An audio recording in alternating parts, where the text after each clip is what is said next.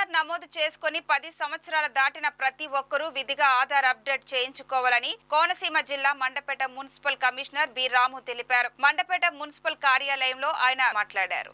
ప్రభుత్వ ఉత్తర్వుల మేరకు పట్టణంలోని పలు ప్రాంతాల్లో నిర్వహిస్తున్న ఆధార్ నమోదు కేంద్రాలను ప్రజలు వినియోగించుకోవాలని, ప్రభుత్వ పథకాల లబ్ధి పొందేందుకు ఈ ఆధార్ అప్డేట్ కీలకమని పేర్కొన్నారు.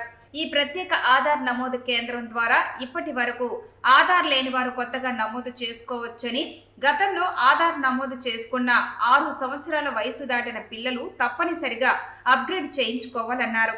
అదేవిధంగా అడ్రస్ మార్పులు, పేరు నమోదులో తప్పులు, ఇతరత్ర మార్పులు సైతం ఈ ఆధార్ కేంద్రం ద్వారా పొందొచ్చన్నారు.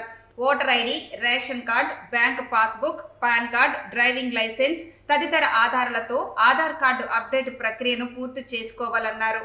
ప్రభుత్వం నుంచి వచ్చిన ఆదేశాల ప్రకారము ఈ ఆధార్ సర్వీస్ సెంటర్స్ ఇప్పుడు మనకి గత 23వ తేదీ నుంచి స్టార్ట్ చేయటం జరిగింది. 23వ తేదీన మన మండపేట పురపాలక సంఘంలో 45 మంది ఆధార్ కార్డులు తీసుకోవటం జరిగింది. ఇప్పటి వరకు 169 మంది ఈ స్పెషల్ క్యాంప్ ఆధార్ కార్డ్స్ డిస్ట్రిబ్యూషన్ని అవకాశాన్ని సద్వినియోగం చేసుకున్నారు. ఇంకా మనకి 2 రోజులే ఉంది కాబట్టి ఈ 2 రోజుల్లో కూడా 26వ తేదీన ధర్మగుండం స్ట్రీట్ మండపేట, నెక్స్ట్ వల్లూరు వారి స్ట్రీట్ మండపేట నందు అవైల్ చేసుకోవచ్చు. అలానే 27వ తేదీన బూరుగుంట చెరువు, గొల్లగుంట ఈ 2 సెంటర్స్లో కూడా ఈ ఆధార్ కార్డు ఏదైనా 0 to 5 years కానీ ఫ్రీ సర్వీస్ ఉంటుంది.